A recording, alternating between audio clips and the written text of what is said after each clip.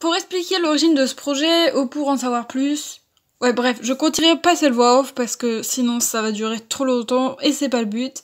Donc je t'explique tout dans la description, je te laisse aller voir ça et regarder la vidéo. Art plastique. Pourquoi avoir choisi cette spécialité? J'ai choisi la spécialité art parce que j'aime bien dessiner, j'aime bien l'art, j'aime bien apprendre les différentes techniques, sculpter et tout. Autour de quoi tourne le programme? Non communiqué par la personne. Comment travaillez-vous? Et je suis plutôt content de cette spécialité, c'est bien, on travaille de plusieurs manières, mais en autonomie, souvent. On fait des TP, des projets, des sculptures, des dessins, de la peinture, etc. Continues-tu cette spécialité? Pour quelle raison? Et ça me plaît, alors j'aimerais bien continuer. Parle-nous rapidement de tes autres spécialités. Les spécialités sont géopo, géopolitique, histoire géo, et t'as compris, et art plastique, et SES, afin de partir dans une faculté d'histoire, si c'est possible. Et je garde art plastique et géopolitique pour l'année prochaine, parce que l'art plastique, je trouve ça plutôt facile, j'ai des bonnes notes. Et voilà. Art plastique. Pourquoi avoir choisi cette spécialité? Moi, si j'ai choisi art en spécialité, c'est parce que déjà, à la base, en seconde, j'étais en option art. Et j'avais très très envie d'aller en art quand j'avais cours. Et ce qui ne m'arrive jamais normalement, parce que bon, moi, le lycée, je pense aux cours que je vais avoir dans la journée, à part m'angoisser, ça fait pas grand chose, quoi. Alors que là, l'art, j'avais vraiment vraiment envie d'y aller. Parce que c'est quelque chose qui tourne beaucoup autour de l'oral, de l'histoire de l'art, tout ça, et ça te forge une culture en fait. C'est pour ça que c'est intéressant de le combiner avec la spécialité d'humanité, qui fait exactement la même chose, mais dans un autre point de vue. Et comme je veux travailler dans la musique plus tard, et plus précisément être prof de musique, que ce soit en collège ou en lycée, il me faut une culture un peu en béton armé. Et ça remplissait un peu toutes mes exigences en fait. Autour de quoi tourne le programme? Alors définir le programme d'art, c'est assez compliqué je pense, parce qu'en fait c'est surtout, contrairement à d'autres cours, à d'autres spécialités où on va partir d'un texte, et de par ce texte on va travailler la méthodologie, là c'est l'inverse. Pour travailler la méthodologie, on va faire un certain projet. C'est en fonction de la compétence qu'on veut travailler qu'on va réaliser un projet. Du coup, c'est pour ça que c'est très intéressant d'aller en art, parce que vous allez travailler beaucoup d'oral, et pour travailler de l'oral, vous allez faire des projets de vidéo, des projets d'audio, enfin des choses vraiment très très diversifiées, ou alors vous voulez travailler votre argumentation, on va vous faire travailler sur de l'analyse d'œuvres d'art, donc ça rejoint ce que je disais tout à l'heure sur l'histoire de l'art. Pour travailler votre culture, vous allez trouver des références, tout ça, enfin, dans chaque petit projet que La professeure d'art plastique vous présente, de toute façon, vous travaillerez plusieurs compétences à la fois, et ça va vous permettre d'une part d'ouvrir votre esprit, et d'une autre de travailler ses compétences avec des manières très très diversifiées. Alors c'est vraiment vraiment différent de la méthode, par exemple du commentaire composé en français, où vous allez vous entraîner encore. Là c'est vraiment très très diversifié pour un résultat même meilleur qu'une méthode traditionnelle d'enseignement de méthodologie en fait. Comment travaillez-vous? Alors généralement, quand on travaille en art et qu'on a des nouveaux projets, on a ce que j'appelle des feuilles ressources. Alors c'est des feuilles pleines de références avec des mots, du vocabulaire qui va pouvoir être éclairé, qui va vous aider à argumenter votre travail et à pouvoir mettre des mots en fait sur les choix que vous allez faire plus tard. Peut-être même vous éclairer sur ces choix. Vous avez une feuille de sujet. Donc ça peut être vraiment très très diversifié, comme faire une sculpture avec des objets du quotidien, et faire une sculpture en papier avec seulement un cutter et pas le droit à la colle, faire une vidéo, faire un audio, faire du dessin aussi, faire de la peinture, enfin de la photographie. Vous avez vraiment des exercices très très diversifiés, et c'est pas tant en fait des exercices, mais c'est vraiment des projets, parce que c'est quelque chose sur le long terme. Vous allez mettre 2-3 semaines sur chaque projet, donc vous allez pouvoir vraiment y réfléchir, y mettre de votre temps et de votre réflexion en fait. Et vous êtes particulièrement en autonomie. que ce soit pour trouver des références ou pour réaliser votre travail vous-même. Vous êtes en autonomie, vous réfléchissez par vous-même.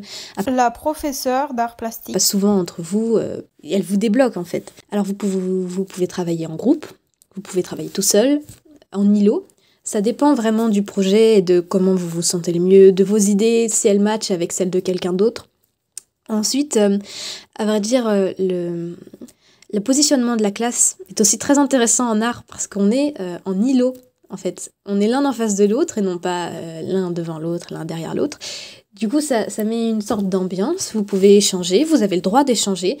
Vous avez le droit de sortir vos téléphones, vous avez le droit de faire plein de recherches sur Internet, d'écouter de la musique. En fait, vous êtes dans une atmosphère qui vous permet de travailler du mieux possible avec votre esprit, avec vos mains, avec votre réflexion, en débattant avec les autres et avec vous-même. Continues-tu cette spécialité? Pour quelle raison? Alors l'année prochaine, oui, je continue, j'arrête l'aspect anglais. Tout simplement parce que je pense que tu as dû le voir avec mes précédents audios. C'est vraiment une spécialité que j'affectionne particulièrement, que ce soit par la qualité de l'enseignement, par les méthodes de travail, et ce que je retire en fait de ces spécialités, ou encore de ce qu'elle apporte pour mon avenir. Je trouve ça vraiment important en fait, c'est une des clés de voûte de mon projet professionnel, la culture, l'autonomie, communiquer aussi, parce que communiquer ses projets, on fait beaucoup ça en art plastique. Alors c'est à la fois très important pour moi de garder cette spé pour m'orienter vers un projet professionnel auquel elle m'apporte beaucoup d'outils, mais aussi parce que c'est vraiment une spé que j'affectionne vraiment. C'est une spé qui me donne envie d'aller en cours le lundi matin, quoi, tu vois. Juste pour attendre l'heure où j'aurai cette spé, ça me donne une raison d'aller en cours. Parle-nous rapidement de tes autres spécialités. Alors, comme je suis en première, pour terminer, j'ai 3 spé donc. Je fais spé anglais, spé art et spé humanité. Et j'arrête du coup la spé anglais l'année prochaine parce que pour être professeur de musique, j'ai 2 clés de voûte en fait de connaissances et qui me permettront du coup de réaliser ce projet professionnel, et c'est l'humanité et l'art plastique, parce que d'un côté l'humanité, c'est comme je l'ai dit tout à l'heure, en fait c'est 2 facettes de connaissances. D'un côté l'humanité, ça va être de la connaissance littéraire, cinématographique, et m'apprendre en fait à argumenter, à communiquer, et du coup ça complète parfaitement l'enseignement de ce art plastique, et là ça va être de la connaissance sur les œuvres d'art, pareil sur le film, sur de la musique, sur des performances, et apprendre à communiquer aussi mon projet. Donc ça fait un ensemble qui se complète parfaitement, et à vrai dire je mets la priorité sur ces 2 spé en plus que j'affectionne plus de toute façon que l'aspect anglais. Donc pour une explication tout à fait superficielle et qui n'apporte rien du tout aux élèves de seconde pour choisir leur spé, je pourrais résumer ça par j'aime moins l'aspect anglais que je n'aime l'aspect humain et l'aspect art, tout simplement. Mais voilà, il faut bien réfléchir à votre avenir, à ce que vous voulez faire, et puis peser le pour et le contre sur vos spé pour pouvoir les choisir enfin. Et surtout pas négliger ce que vous aimez vous. Parce que, comme je l'ai dit tout à l'heure et je le redis, avoir envie de se lever le matin pour aller en cours, c'est pas donné à tout le monde, surtout quand vous faites des spé que vous n'avez pas envie de faire.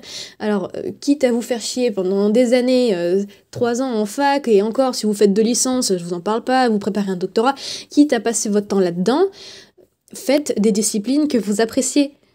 Ne perdez pas votre temps. Sinon, vous allez tomber en dépression, ça va être la catastrophe. Alors, commencez dès maintenant à vous poser les bonnes questions. Est-ce que vous voulez travailler, avoir de l'argent? Ou alors, travailler, avoir de l'argent et aimer ce pourquoi vous travaillez? Vous voyez la nuance? Enfin, bref, voilà. Vous prenez pas la tête. Enfin, un peu quand même. Enfin, réfléchissez bien quand même. Mais... Enfin, vous êtes qu'au lycée, alors vous avez encore le temps, vous allez me dire. Mais ne négligez pas ce que vous pensez être pour des spé que vous pensez avoir besoin d'avoir plus tard. C'est bizarre comme phrase, je sais. Enfin bref, voilà. Enjoy. Ciao!